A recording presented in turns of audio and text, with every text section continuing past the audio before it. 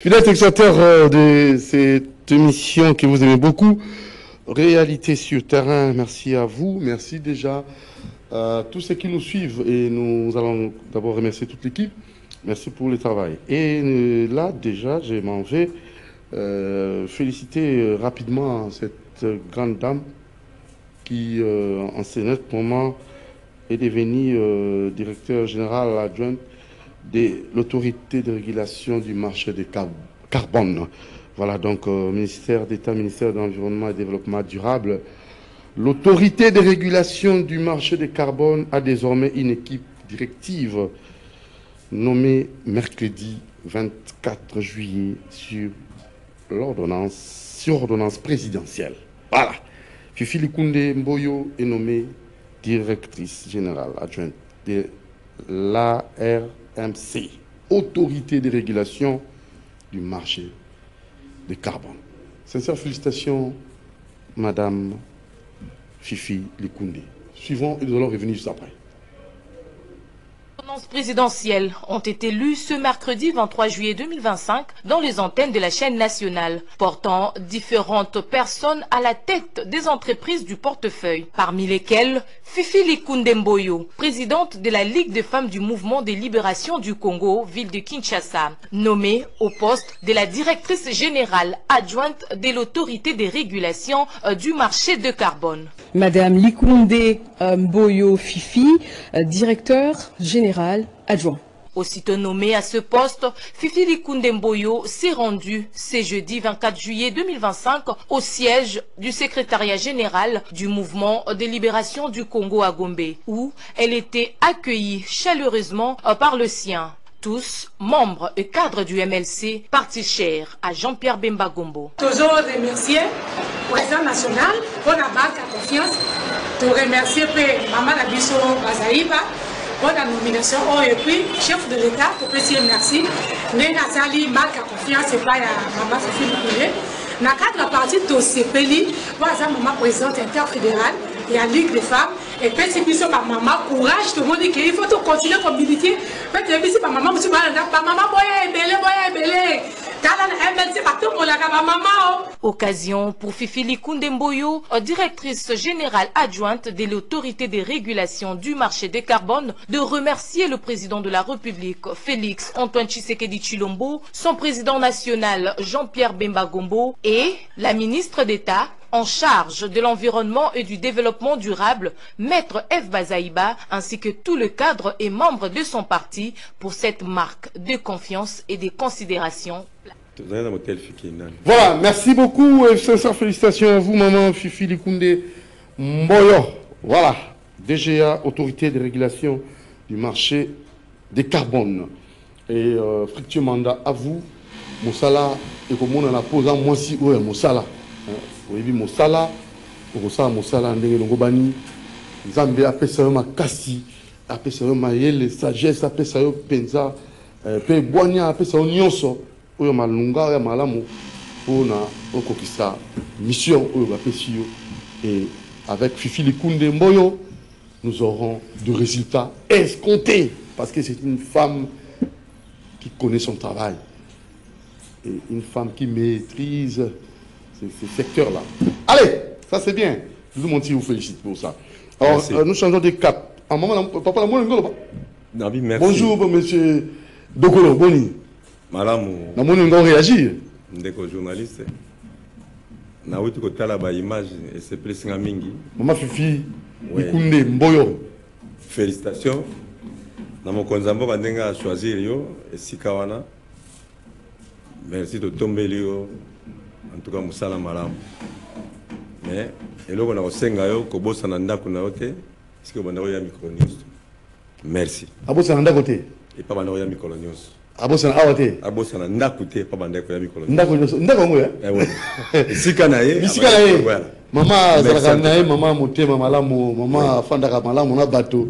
Mama Fifi Likunde, azali mama yebi mosala, mama Fifi Likunde, azali mama oyo osala mosala comme il faut.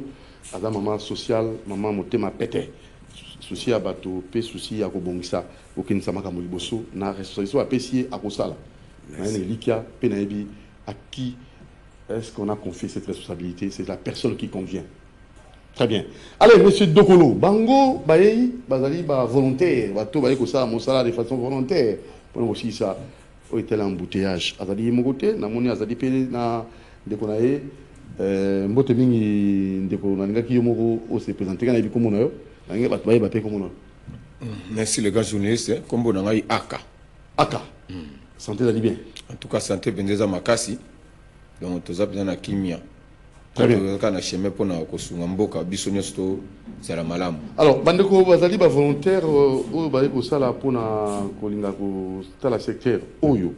Il y a Mituka, il y a un embouteillage plutôt dans le secteur où il y a sécurité.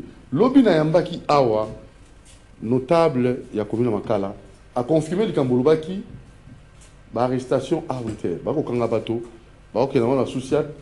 Bah, quand on a bon, 200 000 francs, à l'égat qui lobia, on a caressé aux alliés, on a confirmé qu'il m'a envoyé le baki, il y a Kokangaka bateau, sans infraction, moi, on a au son beloko, 19h, moi, on a au son papa Tinimona, Bakangi Mona, moi, on a la couluna té, raison valable té, Kakapo, parents, bah, comme ça, moi, on a ça, moi, Miki. Alors, tout ce que vous avez évoqué l'autre fois, on a la confirmation hier. Par un notable de Makala, Marité Goudona Banza Kotala, Nangamboyo, au Kolandela, Malam Makambaye Koleka. Alors, on a évité, tout le monde où est allé, du Camboya, arrestation, du Camboya, insécurité. Donc, il y a un deuxième volet du Camboya embouteillage. Monsieur Dokolo, lobby, quand tu souris, moi, j'ai extrait à Malobana, où il y a confirmé, mais on a les images. Oui, attirant ce qui n'a non mais on a émission oui na relais faute na relais ce qui n'a moni déjà élonginé boy parce moi jamais l'état sur la rôle avec élonginé ouais à notable Makala to sur la quand on a ici quand fani quand na fond kaka oyo za ngwa alors na bandi ils allaient qui confirmer et vous allez faire quoi na ba lamentation quand Makala était dans la commune mingi oyo va écouter la réalité voilà. Merci ndeko ndeko pesa la parole.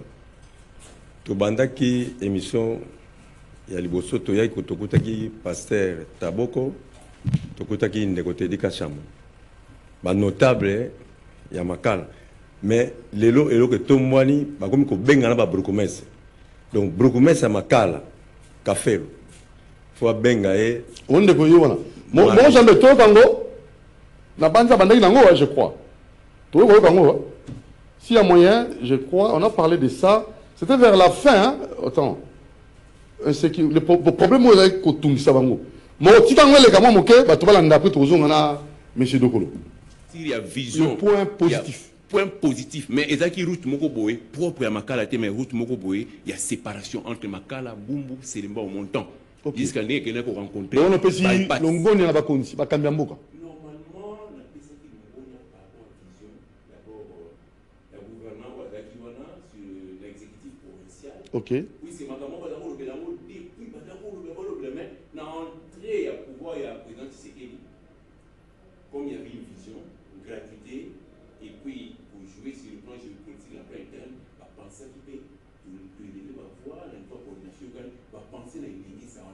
Senga, bon Senga na yobino zali nini parce que kolobate que le gouverneur obiso zali ko gouverner bazali so o Senga na bino ba habitant Makala ezali nini pour ba gouverneur bazali gouverneur di Daniel Bumbana di Molangi ils sont là ils travaillent ba amorcer ba travaux zali ko sala ba réhabilitation banzela musu ba ko tongezali alors bino vous avez pour ça ni yo bande pour ça na yo pour ba konzi ba ko tala ba ko yoka yo pour ça on a exprimé pour ça on a revenir nzela qui kwiti et la route toujours à séparation et kaboli Makala na Kimbango très bien ozomona commune c'est quoi commune roi na kati OK na moni ba effort de banzela ali déjà ba continuer ba yape ba côté où ko lobon ba continuer va comprendre que ceux qui vont couvrir la route et va traverser comme la commune de Makala et qu'on désengorger ville à Kinshasa. Okay. Surtout la partie na biso autre dans la partie est et qu'on désengorger ville à Kinshasa. Donc besoin d'aller que base sur commune wana gouverneur soka il faut dans la vision. Quand tu n'as pas une vision au kosala musala moko boye et que ça n'a aucun ndengwana parce que tout le monde va apprécier balaki. Ba misala basali tout ça. Moi on a regretté parce que Moutou a précédé gouverneur actuel. À même titre président de la République na Bandal pour avoir qui ça était un modèle qui n'avait pas de soubassement. Mais comme on sur le terrain, tout le monde est poubelle de mon côté. Donc en amont, il faut travailler d'abord. Oui, si nous voyons, on a évité ce plan normal, il y a ville à Kinshasa. Hein? On a la normalité, place, il faut pas bouca, place, il faut pas salaboyer, tout ça. Mais pour nous, dans la commune, les gens qui à considérer dans la vision, il y a ville à Kinshasa, à comprendre que la commune à Makala, et ça, et côté quand la liboule la ville à Kinshasa, je suis un peu en train d'élever le niveau de la compréhension, puisqu'il faut dans la vision. Il a les plans de la ville, il a tout et tout. Il comprend aussi l'influence qu'il y a à ces niveaux-là. Donc, la commune est centrale, est cœur. Et cœur, tellement à partir de la vision. Et qu'on soulage les gens de Lemba ne vont plus faire maintenant tout ça, ils vont traverser. Makala, Balekimba, Moko, attends qu'il y ait des bandales, tout ça.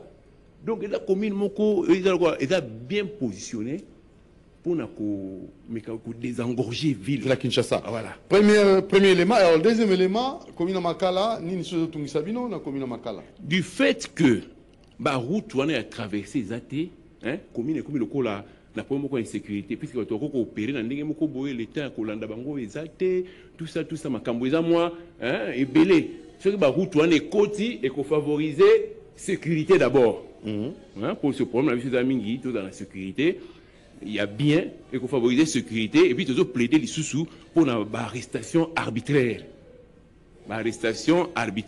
et tout ça là donc bana baza à l'SD bana ba ko tambola boye baza na mboka na bango. Et moi, l'occasion de dire, Kangi moi na boutier na chose. Quand Makala, s'il vous plaît, aidez-moi. Parce que l'autre fois, j'avais reçu habitant Makala Père sur le plateau. Bazo baké, bazo kanga bateau, bazo kanga bakuluna, to bazo kanga banani au juste. Normalement, il faut bakanga bateau, baza bakuluna, tout et tout.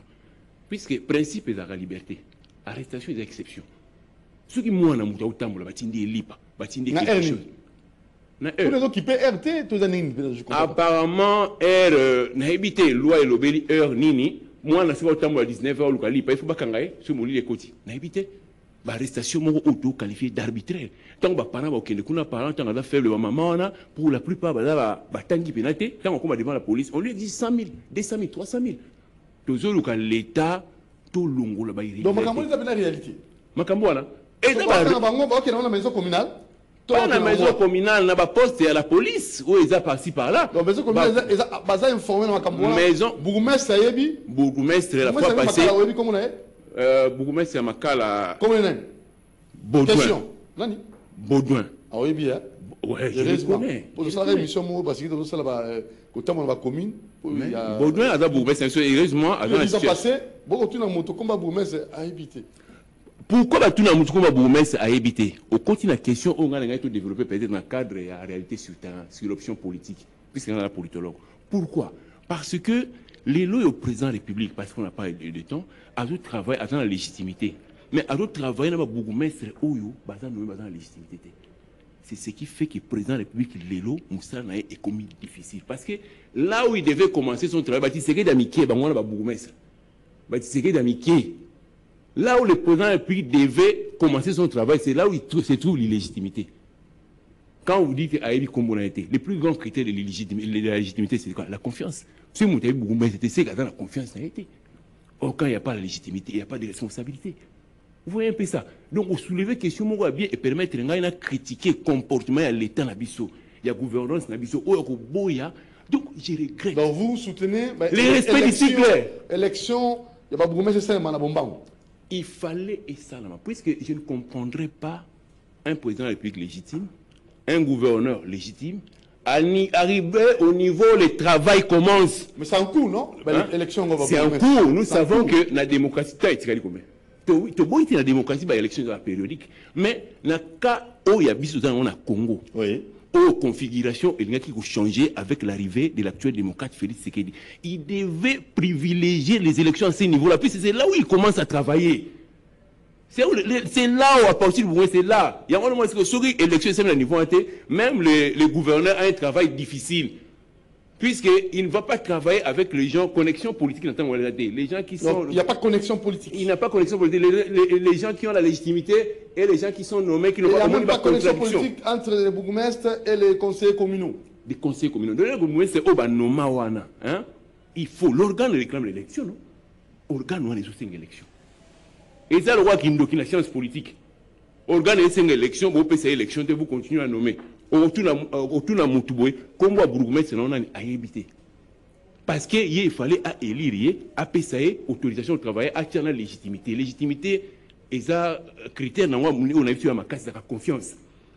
Confiance, là, les bourgmestres vont bien travailler. Alléger le travail à niveau à gouverneur, alléger le travail à niveau à président de la République qui est là, au sommet de l'État. Parce que le président de la République va permettre les seniors et organiser au Bolingini dans l'État. Qu'est-ce qu'on va dire sur l'évolution sur le plan politique? Donc, et ça, ça n'a pas si. Peut-être que l'occasion que les camins pour exprimer, nous suivons tout à partir de Makala aussi. Nous regrettons parfois. Donc, souhait la vie sur les alliés. Élection, c'est le élection, et ça m'a le bangou. Au comment on a ban Mboka, conseil communautaire, Tindi, vous êtes au courrier, vous avez la légitimité. Alors, il y a un point de vue, pour une question non tout, l'arrestation, vous allez qualifier arbitraire, vous allez vous saluer dans la commune de Makala, vous allez vous kangabana, vous avez un problème, vous allez vous kuluna, papa tini mona son balipa, bakangiye.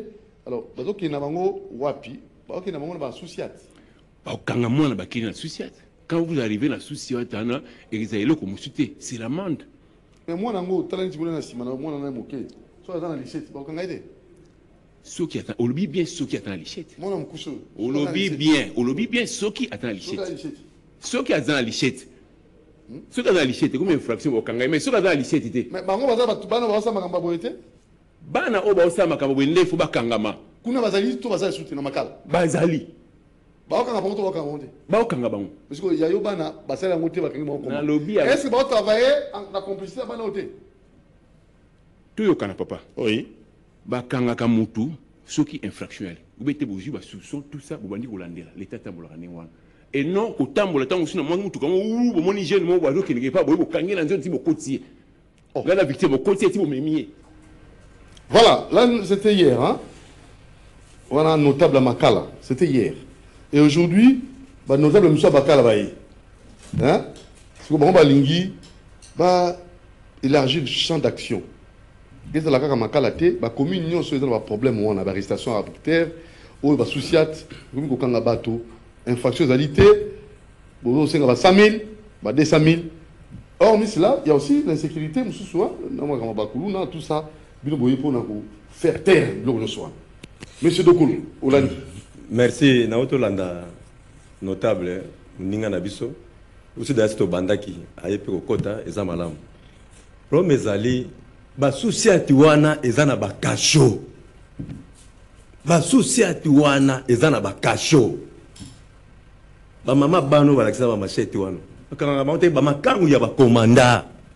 Oh.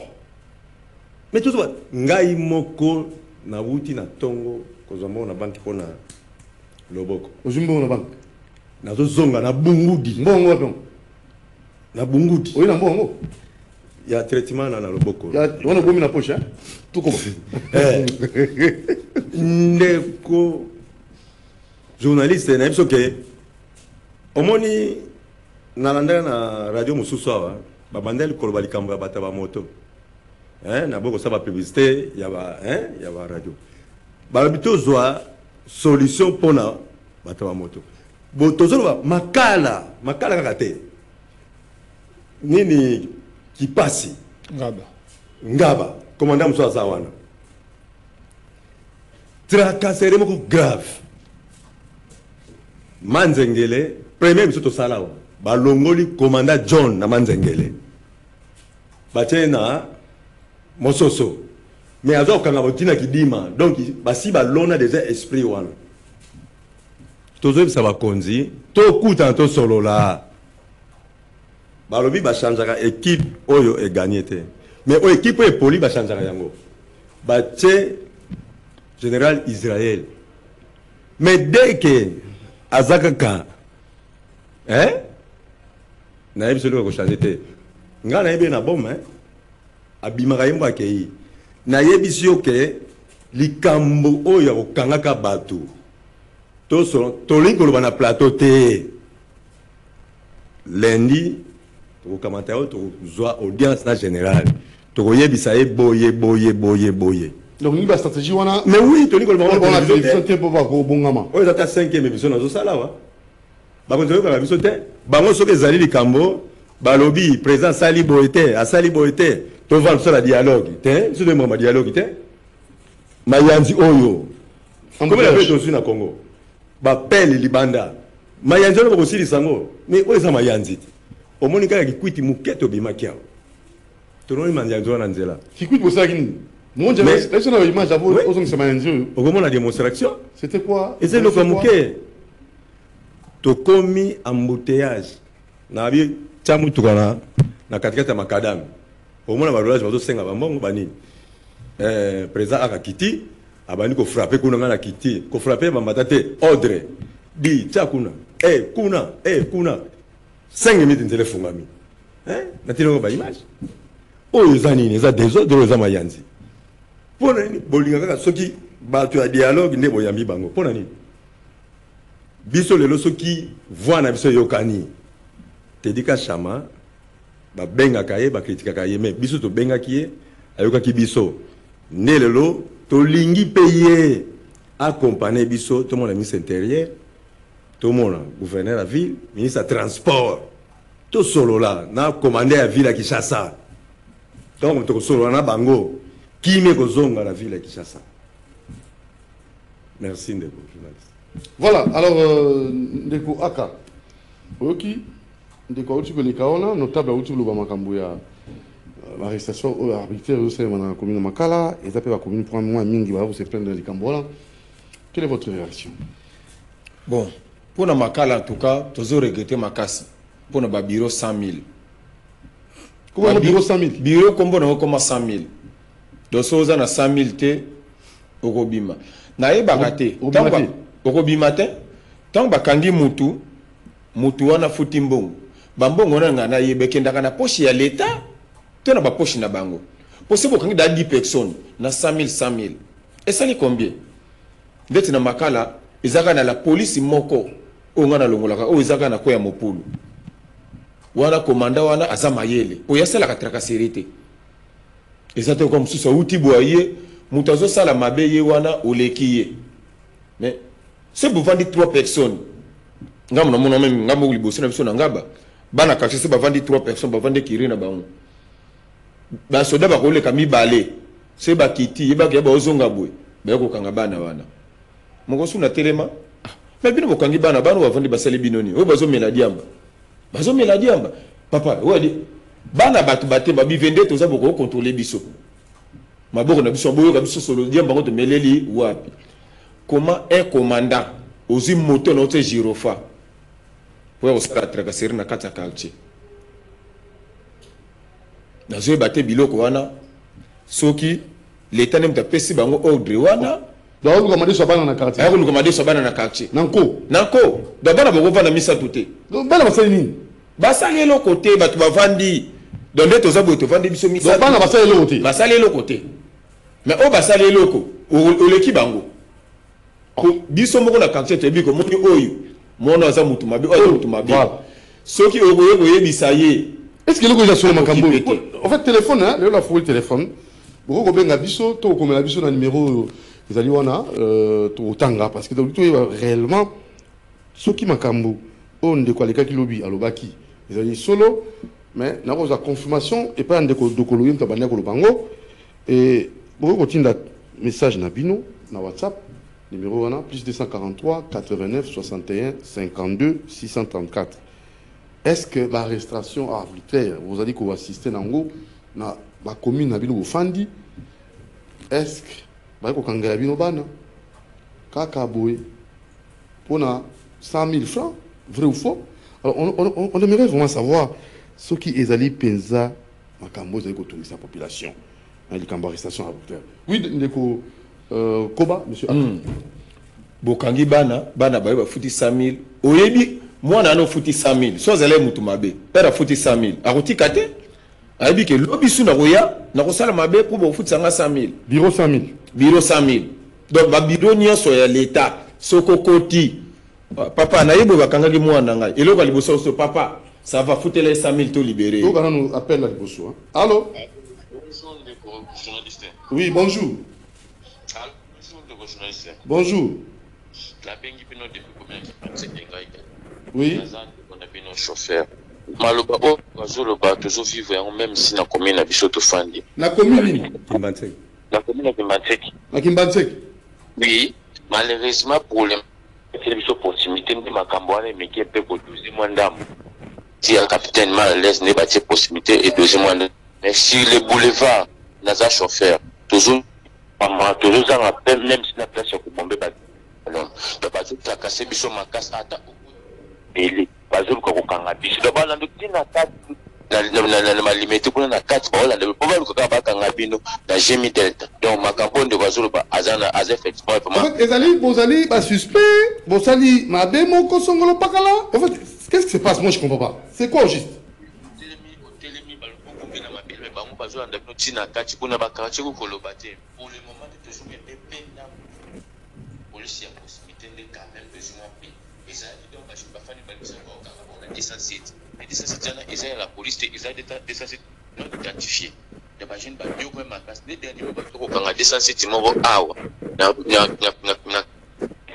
ta uti anga ne kimbate na 17 ans ceux qui ont spinter pour na ko kanga ba ta kasi ya ko kanga ba jeune dia ngwana ngano bandeko aza vraiment na voilà, merci la confirmation tous une commune ya Kimbanseke. Bozu kimia pour nani bachana ni kuna pesi no kimia.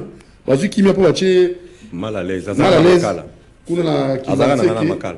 Nde bango bakomi na kimia namoni ezali makambo biso peut-être tout le toujours quoi boudin mingi na émission te. Allô? Allô? Allô? Mbote maman. Bonjour papa. Oui, obengi biso wapi kombo nani? Mbote papa. Comment on a Brunette na bengi na Kingasani? Oui, Brunette. On est Brunette à Kia. Kingasani. Déjà Kimbanseke est confirmé. Makala et Lobaki, 2 communes déjà sur les 24 communes. Est-ce que vous assistez à la arrestation arbitraire dans la commune Nabino, Bilengue, Okanga, sans infraction? Pour na koseka bango ba amende ya motu ya 100 000, 200 000, 300 000. Allô? Allô? Papa soki okoleka te tika bao ba ina nzela baleka. Soki okoleka te tika ba o balingi baleka baloba. Allô? Allô? Mbote. Bonjour papa, bengi biso la piko monani.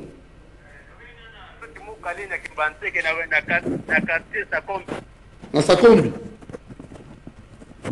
Oui. Même au Bazali à Wapeka, ça devait très bien. 100% vraiment. Qu'est-ce qui Bilangi, vraiment c'est grave, c'est grave. Na Kimbanseke.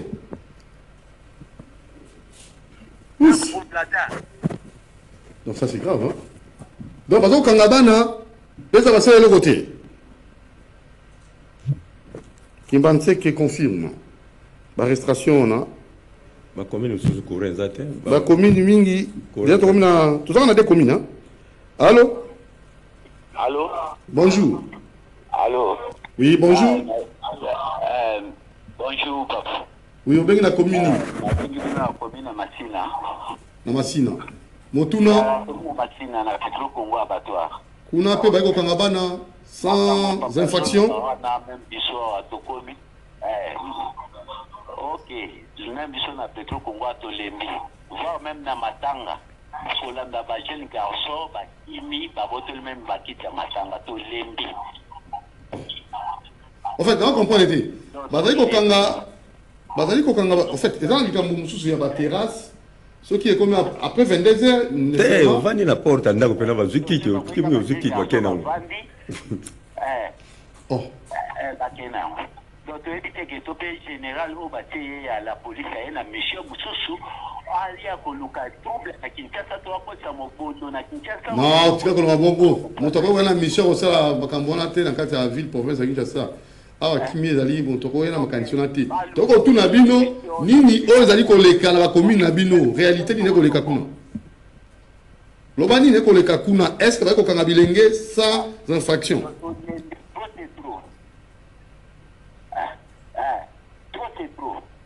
Siko, papa, ils ont regardé, sauf qu'à Imona, après, ils ont koleka en ciment. Vous expliquez, qu'est-ce qui se passe? Ceux qui va quand Imona, est-ce que va kokanga bana? Tout va kokanga mabikolo. Parce que là aussi, on doit se le dire, est-ce que c'est plus les jeunes qu'on arrête? Ou même la maman ou la papa. Allô? Allô, papa. Mbote na yo. Mbote, papa. Obengi biso api Komborani. Komborani Pascal a deux appartements à Fula. Oui, Pascal. Papa, biso côté, tout dans la sécurité qu'on a à Kasi. Bon, attends, Obima, attends, quand il faut ça pour celle-là, so daga de personnes, il fallait la police, so l'équipe a foutu bien, il fallait la Kangadini. Na combien de Fula? Na mama Fula matadi dibala. So that na sécurité makali. So ba kanyo bongo. So ba famille balandi yo pour que ba tika yo te na 100,000 ou bien 200,000 pour na ba tika yo. Na ba ok na bino na maison communale to ko ke bino wapi? Kana ba tia jo mike o ba kanga bitu. Bo futi 100,000 après ok. Pardon? Ceux qui va libérer, avant il va libérer 100,000 francs. Au fingi, au tumboli soda, au fingi poulusou, to ezanini. Bozo ko tumbula ba poulusou, to ezanini. Ata o vandi pena na kati ya ndako libosa pa chanda ko bimisa ta ki tilibando za mu pepe. Oh. O za mu pepe ga boyi bae ba kuchi yo ba kanyi yo ba kena yo. Na erni no, na erni. No sotu. No sotu. Ne chilodi na bi malobi ka musala na bi mara ibanda awa ba kanyinga. Olobi, bakena yo lobi nini? Ola ici ba carte té, on a la carte carte d'agent, carte d'électeur. Non, carte d'électeur et de longwa na ba kombo. Donc tikala kana ba papia pamba. Na so za na ngosi place il fa ba kanga yo kaka. O za na carte te ba kanga yo kaka. Il fa ba yo ambu. OK. Monsieur Dokolo. Tant que vous avez une émission, vous avez une émission. Pour ngana ndinga na bete pour omoni longo mususu so mutayi batwa na ye eza pasi mingi mutasaka na ye na ndinga mabete ngana ko tambola boye yo ye ngalo yenge na moi 207 na wana otoka ngai na ebite faut ande mo pali OK siko makambo to ko ba ngai mo kolona ni makiote allô allô bonjour Voilà c'est TV c'est TV obengi biso api komonana na bengi bino na kimbanseko papa pour un problème à tracasserie. Oui. Kuna ndenge nini? Awa biso na nzela mokali so komi na Pascal, o komi na Bitabe. Ba bureau 2, bazo toucha bato moyen te papa. Bureau 2, c'est la unité nini. Oh. Si on a tout là, ba tu sabino. Prof Robert na bengi bino na me faire boire. S'il vous plaît, monsieur le professeur. Professeur Robert. Prof Robert, oui. Oui, professeur. Vous êtes quand même un professeur. Si... Oui. Vous allez professeur. Vous êtes un intellectuel. Un agent, ayepanayo, akangayo. Sans infraction, papa. Obaneko soubanamir, obaneko boka salité dans macadam, akangelo na likamonine. Papa, ces gens-là, ce sont des gens incontrôlés. La bureau 2. Donc, à mon chaque cas, on vous trouve avec un sac, on vous arrête sans explication. Oh. On vous amène quelque part, on vous ravit tout. Tout, sans explication.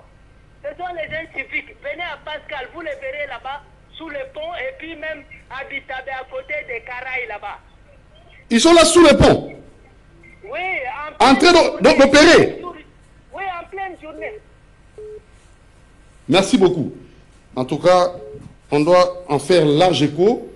Je m'en doutais l'autre fois, quand vous avez vu Sangaï, on arrête les gens, on a les cambotés, et quand on a fourni le téléphone, on a vérifié, parce qu'un journaliste doit d'abord ajouter, autre son des cloches. Mbote maman.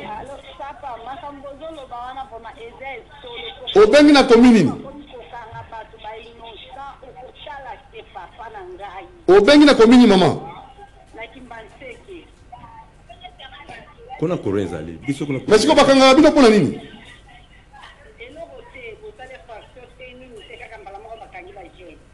Bajen. Bakulu, baza bakulu na? Baza banani? Balanda. Toi qui misala 5h du matin, 4h du matin. C'est moi le chauffeur va botter les bons avant. Maintenant, Dokolo, je sais pas, maintenant on va faire comment? Parce que là, téléphone, ils ont pu m'assurer, m'appelle, maintenant. On doit. Pour ma cala coûte courir ça. Donc, c'est encore pire. Mais naïbisi ok. Na information avec un mot, trop d'amour, binozinga. Excès d'amour. Oui. Information moi sur amour na moi mobile et là. Vous êtes pas fiancé ou couple. Infraction, excès d'amour. Allô? Allô? Allô papa, bonjour. Oui, bonjour. Bon, toujours la émission au Bengi la commune. La commune a limité. Voilà, limité. Qu'est-ce qui se passe là-bas, la limité? Est-ce qu'on arrête les jeunes sans infraction?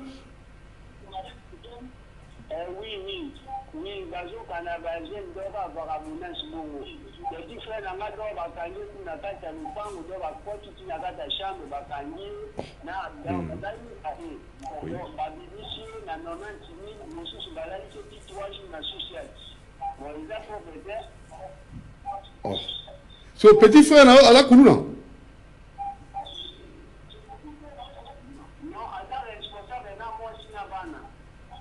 oh. Attends, on a carte d'identité, carte d'électeur. On a l'identité.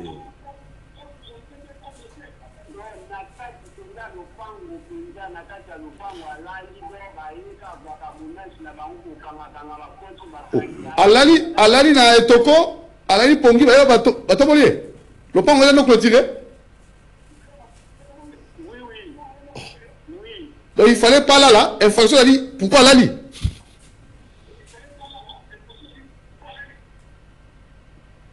Oh, franchement. Na bien, bakangele d'infraction nini? Pour Alali pongi, pour Alali na lupangu.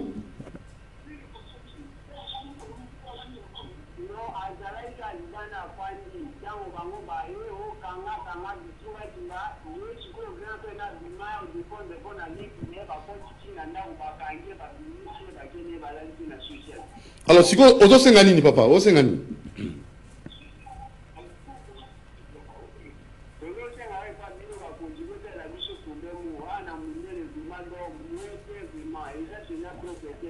la limité. Merci beaucoup. On a troisième commune, hein? Quatrième, cinquième commune. Septième. Non, comptez, hein?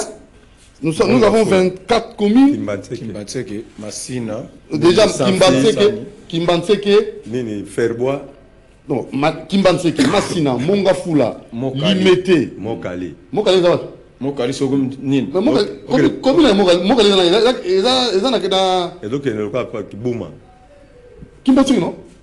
Quand on dit Kimbatseke, tout est incorporé, non? Oui. Donc, on a Kimbatseke, Mongafula, Limete. Mouta Ferbo, le Ferbo. Mouta Ferbo, moi, bien. Ferbo, moi, bien. Oui. Voilà un télé. Ferbo, là, un télé. Oui, Ferbo, ça va télé. Il faut autant me payer la commune en haut. Ouais, Mbotendeko. Voilà. Au Bengi Bissoapi, au Bengi la commune. La Bengi Matete. Matete. 8e. La commune Matete. Est-ce que, parce que quand on a bateau sans infraction, bureau 100 000. Oui, nazolanda yango. Ezanini papa, likambo zanini. Ngamoko kuti navani na ndako. Likambo zabu ngamo na vani na ndako. Mwana sana veranda, e ba soda bazole kalibanda. E ba balandiye. Pour la kangaye. Oh. En fait, mon ango a fini ba soda a tumboli bango. Nini, baby. Papa, ngamoko papa na ndako. Balo ta moni biso akimi. Donc infraction ali, tanga mo, regarde. Infraction ali, pardon, to sur la malembe. Infraction ba moni, ezali tangu ya moni banga akimi. Donc abimi le suspect. Ta moni banga la boye akota ndako. Bangwali, balandi, ba ko tabeti la kata ndako. Oh. Non. Bon, permettez-moi, c'est gars, pardon. Oh. Merde. Ça c'est quoi? Quand même, au Bengali Bango. Au Bengali Bango. On va trouver solution. Au Bengali Bango. Mais on doit aussi savoir que tu n'as pas de droit. Au Bengali Bango, Bakait. Au Bengali Bango. Ah là. C'est pas vrai.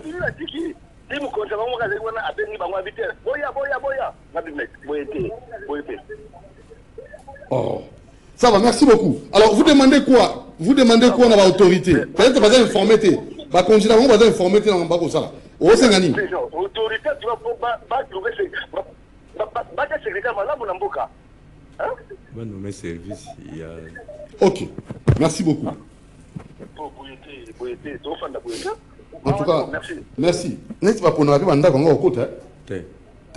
Parce que là, je vous dis, il y a des gens qui. Non, oui, papa, s'il vous plaît, papa, il va bien, monsieur de Goulou. Papa, tant que vous avez monsieur de Goulou, quand on a écouté la motuna, il y a tout noté. Il y a la motuna. Oui.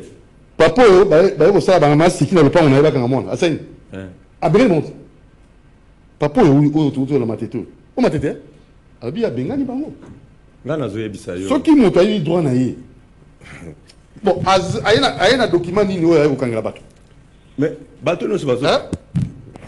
Allô? Qui parle d'Ako? Allô? Au Bengi, la commune est commune. Ngalema. 9e commune. Oui, papa. Ngalema. On n'a pas eu courant, Zali. Au moins, soki la population bazoko sala bango pe bongo quelque part les appels défaut na bango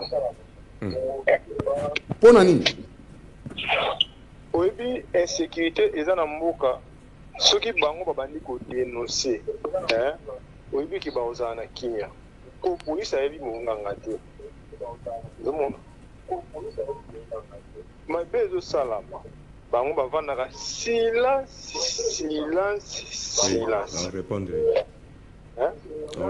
Donc sikoyo ntango bato baotambola bakoyeba nani asalaki mabe nani asalaki malamu et surtout endisi oyo ndeko auti oloba wana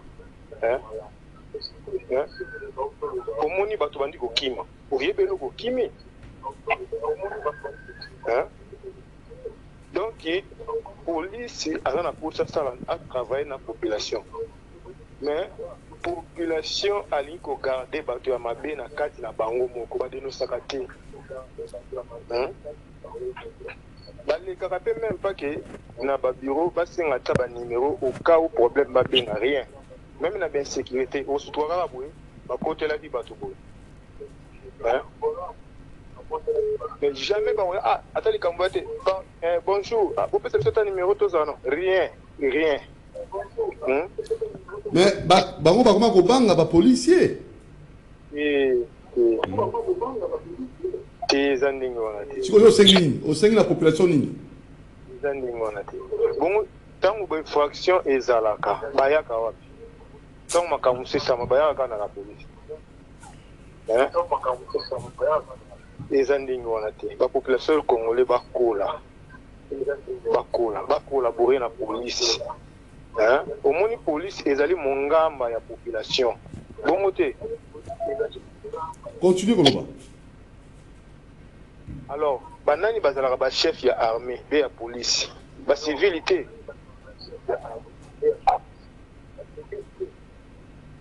lelo toza na gouverneur aza mokonzi ya police te aza civil bapopulation bazala na confiance babanda balongola bobangi bayaka pasi esika nyonso eza ya bureau ezalaka na mokonzi c'est pas pour rien bakonzi bapesaka fonction oyo nyonso bapesi fonction azosime responsabilité na ye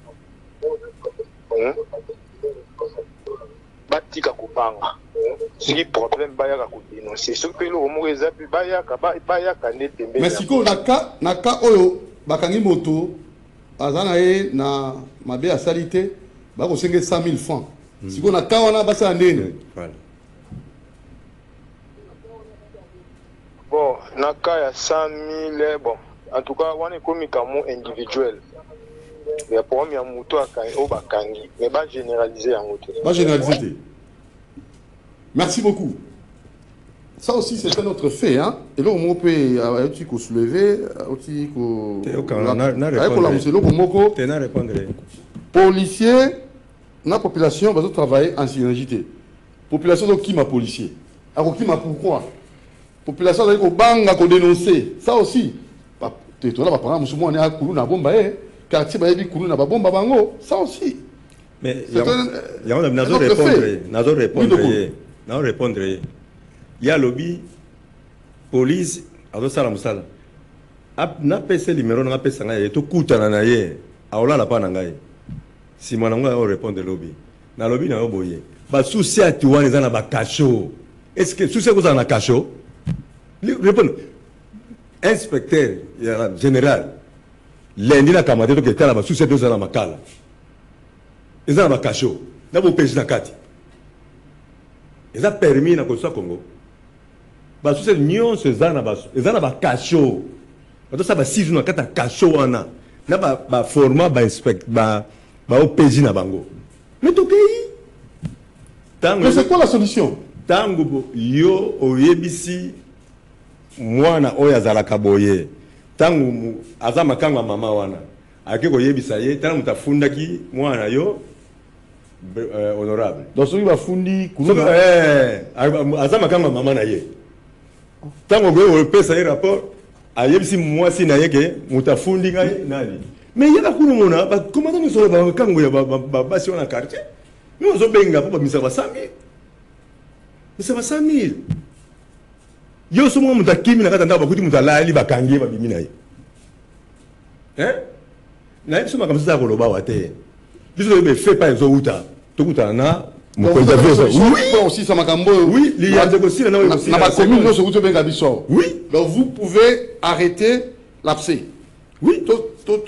Et là comment on a le baki? To va non de ko pardon. Faut stopper. Allô? Allô? Alors, pas journaliste, c'est moi, le prof Robert, qui revient encore. Hein. Prof Robert, oui, parlez un peu à haute voix. Oui, en tout cas, je vous remercie pour votre émission. Hein. Oui, prof Robert. Oui, je viens encore vous donner d'autres révélations. Les soucis, comme dit mon frère à côté de vous là, tous les soucis ici, dans la commune, à Kimpassé, même ailleurs, ils ont des bureaux, là où ils sont en train de tracasser les gens, ils arrêtent les enfants en désordre. Mon fils qui était malade, je l'ai envoyé pour aller acheter des produits à la pharmacie. Il faisait 20 heures. Au retour, il se retrouve avec le policier, l'enfant n'a pas fui. Mais le policier, il affronte les policiers, il leur représente l'ordonnance et les produits entre ses mains. Papa est malade, on m'a envoyé pour venir acheter les produits. Les policiers ont ravi l'argent et les produits, on a amené l'enfant au niveau des sociales. J'ai attendu jusqu'à 0 heure, j'ai commencé à pleurer. Pour aller chercher l'enfant jusqu'au petit matin, je suis allé le retrouver quelque part dans un cachot. Hein? Et je me présente là-bas, le commandant, je cherchais encore à me gifler. Ça m'a énervé, je voulais le toucher même. Papa, un jour, vous verrez, il y aura encore des révolutions ici. Parce que la police est en train de faire les take-off. Ils arrêtent n'importe qui. Et comment? Quelqu'un qui n'a pas fait quelque chose, un enfant que vous envoyez pour aller, c'est même unique Chukwang. Est-ce qu'on peut l'arrêter? Mes enfants, tous sont des intellectuels. Je n'ai pas un bandit chez moi. J'ai 6 enfants et tous sont des diplômés, des gradués. Mais comment est-ce qu'on peut arrêter un enfant qui est gradué pour aller acheter des produits? Ça va, merci. Alors, moi, je vous remercie pour cette émission. Merci, prof Robert. Je demande aux autorités de s'occuper de ces policiers-là. Ils doivent être éduqués. Ils ne peuvent pas arrêter n'importe comment. Venez à Pascal, vous verrez comment les gens là sont en train de nous déranger là-bas. Hein, les bureaux, ils sont encore là. Pascal, à Massina comme vers Tingassane et même à Bitabé, comme je l'ai dit là, à côté de l'église catholique, vous verrez les gens là debout, en tenue civile. Surtout nos frères qui viennent de Bandundu, ils sont menacés là-bas. Oh. Ah bon? Merci pour l'information. Allez, les commerçants là qu'on appelle les NASA, les commerçants NASA là, ils nous aident pour transporter nos frères à Boulungu qui quittent par-ci par-là et ils viennent s'installer là-bas. Quand ils vous voient avec un sac à main, une valise, on vous ravit, ils vous amènent quelque part derrière là-bas, on vous arrête tout. Et la chose, personne ne peut vous assister. Arrêtez ça. Merci beaucoup. Merci, papa, professeur. Ce sont les gens qui sont organisés. Ils sont organisés avec leurs chefs. Ce sont des pilleurs. Il faut les mettre hors d'état de nuit, envoyer les officiels là-bas, qu'on les arrête tous, qu'on les envoie à Makar. Donc c'est un réseau. C'est un réseau de mafieux. On va vérifier l'information là-dessus. C'est un réseau, oui. Venez à Pascal, papa. Même maintenant, au moment où je vous parle, ils sont là. Merci, professeur Robert. Merci beaucoup. Écrivez-moi après l'émission. Hein. Écrivez-moi. C'est un numéro WhatsApp. Hein. Écrivez-moi après, hein, après l'émission. C'est un numéro WhatsApp. On va vraiment avoir des précisions et quitter la terrain avec les caméramans. Vraiment, je vous remercie pour votre émission. C'est très bien comme ça. Merci beaucoup. Nous sommes là pour dénoncer. Ça ne va pas. Merci beaucoup, professeur Robert. Merci. Le pays, c'est pour tout le monde. On ne peut pas nous considérer comme les ennemis. Nous sommes pas leurs ennemis. Merci, prof Robert, pour l'info. Écrivez-moi hein, après l'émission. C'est un numéro WhatsApp. Très gentil, en tout cas. Oui, d'accord. Très bien. Voilà. Alors, Moron Djambé, préparez-vous. Hein. On va faire une descente juste après l'émission. Tout que vous vérifiez ma cambo parce que le professeur Robert, on va descendre. Hein. Doudou Montiri, Moron Djambé, Bruno Nzinga. On va déployer. Hein, Moron Marité, Godo et Alain Kabongo. Le caméraman va déployer. On va vérifier l'information à la source. Trop c'est trop. Population. Bazali Kolela. Oui. Bazali Kolela, c'est pas bon. Hein? On va vérifier. Hein? En termes de vérification. Donc, trop c'est trop. L'arrestation de Salima. Il y a une voie normale. Il y a l'arrestation arbitraire. Hein? Bureau 100 000. Tu vérifies ça solo. Bureau 100 000 francs. Allô, bonjour papa. Bonjour papa. Oui. Au bien la commune. Ah, c'est Gimbantique, c'est fief, hein? Courant pour les ateliers. Nous, les gars, c'est pour aller dans ma cale, en Gabon, Yoka. Oui. Policiers bazo kanga bitu utilisant bakulu na antenne civile baza peut-être à distance à 20 ou 30 mètres. So ba monio bakangi c'est-à-dire bakanga ba mibali nyonso référence claire ezali. Boye na la police à Santino na église catholique mo ezala kuna. Baza batala biloko wana bakanga donc bakanga les tours, so bakangi la 19h, bakangi na 22h, on l'a là. Boye na la police angamaya ma peme na Santino, bazali. Boye na la police abikuku, wane za ba terem so tambolaka. Na la police abikuku batakutu na ba mura na ba teni. Mazo kanga ba uto boma ba germo na EP4 masa tombe tara likolo ezi mutakufi. Surtout bana EP4 bana EP6 na veni nzoropo mata kota kizenga na libeng esika ba benga libeng. Tala batu baza mal à l'aise. Batu bazo kokate. So ye na bitabe neto kitaranga mwandil neto zo kita o kita terase ya mutombo wana po mata nanga mbwana ya debo ya betani. Depuis makala mo eza wana bureau ya ba bureau de eza wana na Pascal ba policier nyonso bazana mikanda te bafuta magate baza ba matricule te bakanga kenge wana c'est-à-dire akopera na commanda place bango teni c'est quoi ça soit kangi moto te olia te soit kangi receveur mutu ka chauffeur bakangi te ba olia te wana eza explication claire oye susu na mikondo na sima ya ngwanza la polisi moko ya nini kota sa pondu la polisi moko ezala kuna bango pena bamata tina nzoko bapase à 19h 20h mwa mobali amemi ngambo 4h même ozolekope na 4h so bakangi yo okei 100 000 so okuti moke 50 000 bakomandana nyonso bakangaka ndenge wana donc ils vivent comme ça donc toza mal à l'aise. C'est grave. Donc, solution sera tout le temps pour le major à commune ou à Bimita, major à commune ou à Bimita, Ayebi, ayebi bakopi wana donc babilo wana toa mal à l'aise na ntango eza bakabatele babitowaka basele wana baluesaka mpe bibeme bwana ebeme koke bapolisier na kabasele bolue mutuka na bango koke cimetière baza na versement na bango epai ya colonel soki colonel ya district bapesaka mbange na bapese mbongo kuna donc ils sont beaucoup donc baza chaîne komoni bapolisier na baregistraka ti lelo major ayebi colonel ya district ayebi général. Donc Kabasele en location pour la reconnaître Bembe. Ça, on doit vérifier encore. C'est grave. Alors maintenant là, dans une situation alarmante. Et là, je confirme, dans l'appel au Nazui, qu'il y a un problème sérieux.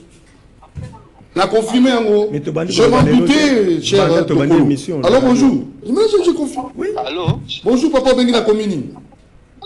Allô. Oui, bonjour. Bengi Komini. Bonjour. Nabengi na commune na Makala. Na Makala. Est-ce que kuna baiko kanga bato? Attention le côté baiko kanga bato. Na moni moko na sepeli pona moni moko ya ba vie na biso ya Makala azana plateau. Azana droite na yo wana. Moko nzambe. Donc ba mona bande ko nyoso. Ndilo kanga ngona. Yango yo oui. Oui, elle a dit chemise, il y a pembe, sur le beige boy. Merci, papa. Ni ne koleka kuna na Makala. Na Makala biso a phénomène ya kokanga ba jeune ya mibali. Donc c'est comme si biso na Makala ko dans la mona mobali déjà infraction. Donc bazo kanga biso arbitrairement, sans cause, sans problème. Donc, pour le moment, la politique, la politique, la donc, j'aime la biso awa, ils ont pour tracasser les populations. Ils ont souffrir dans les gens. Ils ont senga l'autorité bataille la biso tambour. Même la phare de ces la biso. Mais comment les choses sont tracasser, les choses sont graves. Comment méthode réglementaire pour imaginer que la banque est à 200 000, 500 000 au-delà. Donc c'est grave, grave, grave. Nous sommes fatigués. Non, non, non. Donc, il y a une intervention dans la commune à Makala, quartier Malala. Non, non. Vraiment, cher ami, Togoyana Dokolo, na commune à Makala. Togokenena professeur Bengibiso. Kuna na Kimbanseke. Professeur Robert. Togoya Kuna. En fait, moi, comme la biso na WhatsApp, après émission, numéro de WhatsApp. Ok. Moi, comme la biso adresse, oh, papa Kamole Kosalema, Togokita na terrain, na la caméra, pour tout la mitou, on a na bourgmestre à commune wana. Le tout ni bourgmestre. Après, Togokenena va soucier. Président, on a dans la plateau, to sengi atika numéro na Kuna pour que. Nazana baba qui tente. À quoi sa numéro? À quoi sa numéro? Donc, le cause à la moelle mobile, il y a comme problème. Et comme le roi du Soumou, merci beaucoup. Alors, donc, il y a évité de colo. Ça devient un problème sérieux, hein, comme il est généralisé. Et n'a pas dit qu'on dit, oh, bah, il y a Makambona, Jacqueline Chabani, hein, ministre intérieur.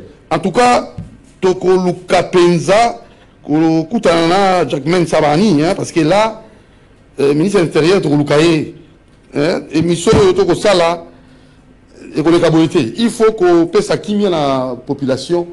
Et je crois que ce qui a une information, à quoi tika tenté, ça est fort à la solution. Oui, bon, t'es papa. Allô? Oui, bonjour. Oui, bonjour, Obengi Biswapi. Allô, bonjour. Oui, Obengi Wapi. Tobengi na Congo central na Kasangulu. Na Kasangulu kuna? Vous allez kimia? Oui.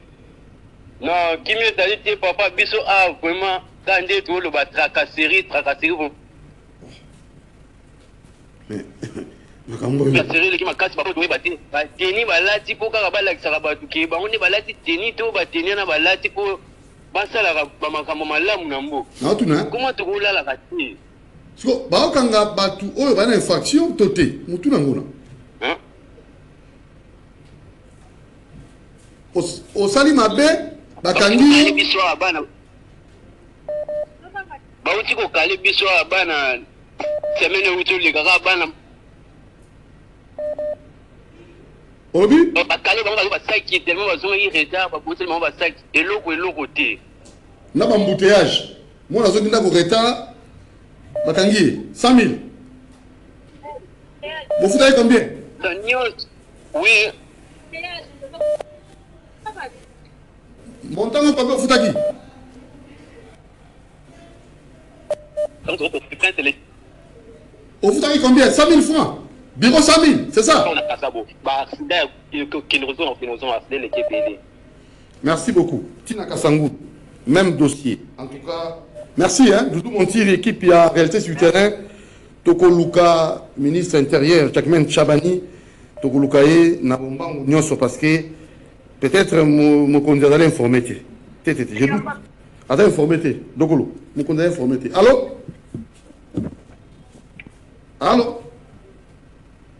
émission yo mon jambé bomba émission malam parce que des émissions yo et qu'on détaille noir sur blanc et puis sa explication claire et nette la situation population 24 communes voire même dans le Congo central ici parce que subir l'arrestation moko et zali arbitraire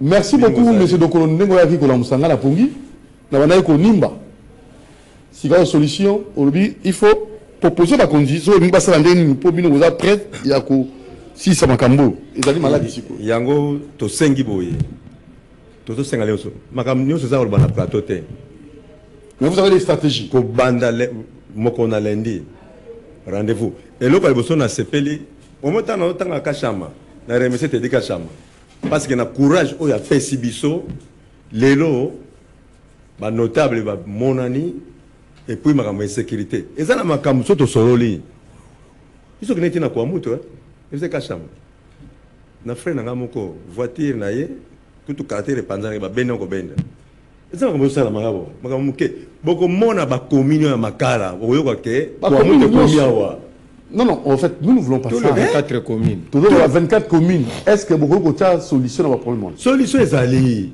to ko bango boité solution ezali ba changer mokonzi ya ville Kinshasa Israël mais bozui bato wana o baza ba responsable makambo wana baza na ye oh oleka na tongo na kapela bazo tumba ba mesa banini ya epe tumba ba mesa hein nous ozo sa koluna taka ba policier wana lobo masusu bazo tumba ba mesa non bato baza na ordre ozo teka isika malamu futa ticket na yo mais quoi tumba biloko bato na bazate après kangi ba mesa do ba tout est yangaba ya commune ngaba SD1 ay na moto okanga ba parasoleil ba nini boki bo futi mo mbongo na ye akina on para ye to sengi kashama compagnie biso na bino ba journaliste to mona mokonzi ya ville Kinshasa ya la police alors OK solana ye mokonzi ya ville Kinshasa ya police oui to ngiti mercredi tout le temps solana ye popoye eza bien té alors passez numéro de téléphone na yo 90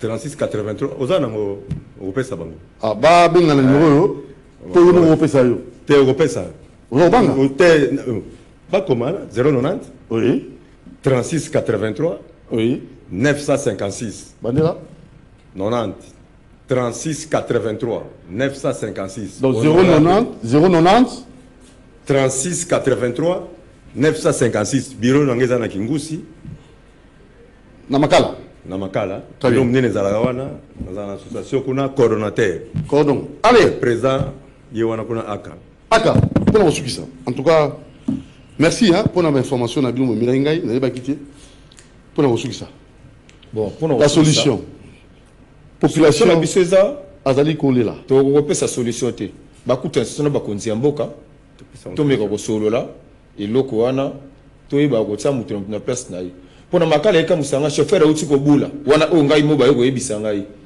chauffeur ozonga ndako na ye na 21h akutani des jeunes ba yeba bimelie masa pesa biso shimboki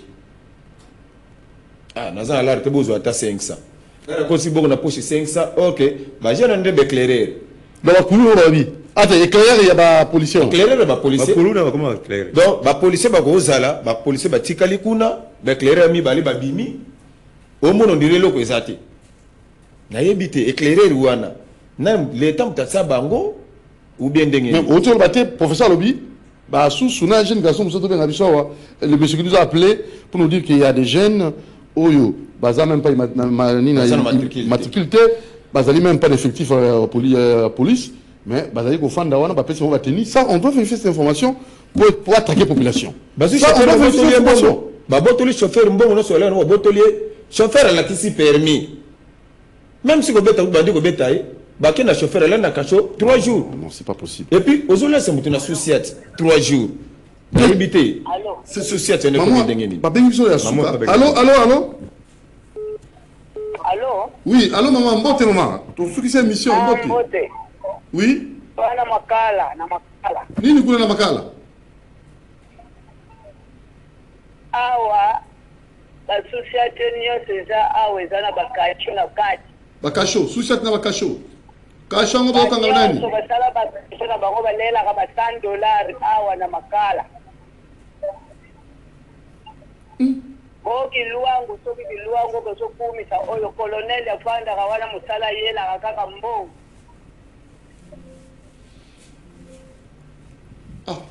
Est-ce que le colonel a confondé la société? C'est la rambo. Les gens s'amusent avec le travail. Hein? Papa, madame, tu vas vérifier l'information. Oh, maman.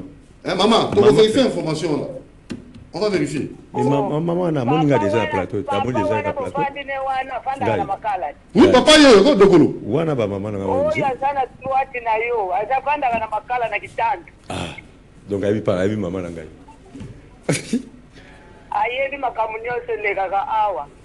Merci maman, mon lobé na zali awa. Merci, c'est ça la confirmation, il y a information. Merci maman, solution kozoma. Ba konzira ikonoka, ba kolanda. Merci. Ba ko chama maboko. Merci. Toi, c'est trop. Donc, vous salaire sécuriser la population, au comme ça, on COP. COP, il faut y ambongo. Hein? Moi, tu as l'image de jeune garçon qui a tout dit dans Salinini. C'est pas là, il sommes là, on le pango. Tu as l'image là, alors, dans Salinini. Moi, image ni photo. Oh, t'es mon sous-souana. Oh, t'es. Oh, yéyo. Trop, c'est trop, mon bochi. Mon bochi, trop, c'est trop. Ok, monsieur. Monsieur, ok, il y a lobby. Na Salinini. Na lobby, c'est pas bon, ça. Il faut qu'il y ait des infractions aux actes vérifiables. Mais bien qu'on ait boya, il y a à la compte, il y a bien qu'on ait boka. Ok, ma boka. Mais ils allient, innocents. Il y a aussi des infractions. Ça, c'est vrai. Il ne faut pas qu'on s'enguisse à normal. Comme ça, on a même sac. Pour l'ensuite ça. Mais bakulu na bazo kanga bango te bakulu nde bazo leka mopanzi. Bango ba kanga nde bana ndaku. Po so kangi kuluna. Akozelo kote. Akanga nde bana ndaku. Ba pesa biso moye to kutana na mokonzi ya mboka. Toko banga iloko moko te toko sala musala population ko sepela. To yebi déjà que awa o ezala mutu mabe. Awa o ezala mutu malamu. Eza la police okange papa o aza mutu makambo wana te. Sika yenana. Solution.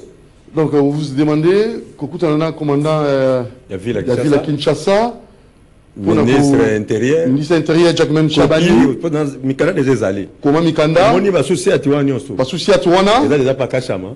Depuis le 14, on appelle ça Yango. On a pas Kachona Kati. On appelle ça qui est 15 soucis déjà. Ok. Et puis, donc, il y a le Bosso, Kachama, remercions, na Moussalo Sali. Ne tombera jamais, président Kazaliwana. Donc il y a un moitié aussi là dans quelques jours. Merci beaucoup. Allez, merci à vous. Oui, papa, la puissance ici, oui. Allô? Oui, allô, bonjour. Allô, bonjour. Oui, papa. Oui, comment on a Dadi, hein? Oui, oui, Dadi. On a bien des prix, mon a fait la pompage. La pompage, mon a fait la. Ma cambo est important, oui. Au moni, la bamboka, vous avez bien organisé. ce qui population a coûté la police face à là. Vous en parlez avec au lycée de la coûté dossier la sécurité, mais pas le contraire. On a pas posé un bon on a poche la carte à diamba pour 21h. Ah, bah quand tu dis dans la poche. Police a fouillé un coup de temps à diamba la poche soit des la diamba. On a pas combattu pour un fonctionnaire lobby banane pour jamais. Or que ce basala dès qu'il y a un coup de temps on a poche, on se tire la colonne à ma boko. Bah mais manga tina jeep na bangwana. Ota amela ka pai. Mais ni bosala. Faut fanda bono usana kombanga bitanga na mbongo. Mala moko na soka moko azo soupçonner muninga. Est-ce que vous bitez que tufufu mukonzi a fait que autour de 500 000 na tongo ko zulongo tunde bozo kimisa ba tête bo. La tête. Bike leki la donc ba jeep ono mona ka ba c'est les deux ba na versement ba pesa ka chaque tongo ba 500 000 ba 400 000 fois ko donc nde ba kende bon ba pesa ka. On va vérifier l'information. Merci beaucoup hein. Merci pour la vision de comme Nasuka. Ok, merci. Alors, on a une préoccupation. Beaucoup de comme la biso après émission, le numéro est Aliwana, et le numéro WhatsApp. Beaucoup de précision, adresse tout. Tout le solo makambo na bakonzi pour na ko cha kimia bisika tozali ko fanda. Doudou Montiri. Après nous merci na Marité Godo, Moron Jambre Bruno Nzinga, Banjolo Christian, Alain Kabongo. Merci na monsieur Dokolo, na monsieur Aka, na souci balanango. Et tokuta na bino mokolo mwalobi tout ça mosala pona ko sunga bakonzi po misala ya mboka ke liboso to za na te pona ozongisa mboka sima ezana tina monte to za na conscience professionnelle. Ciao Doudou Monti.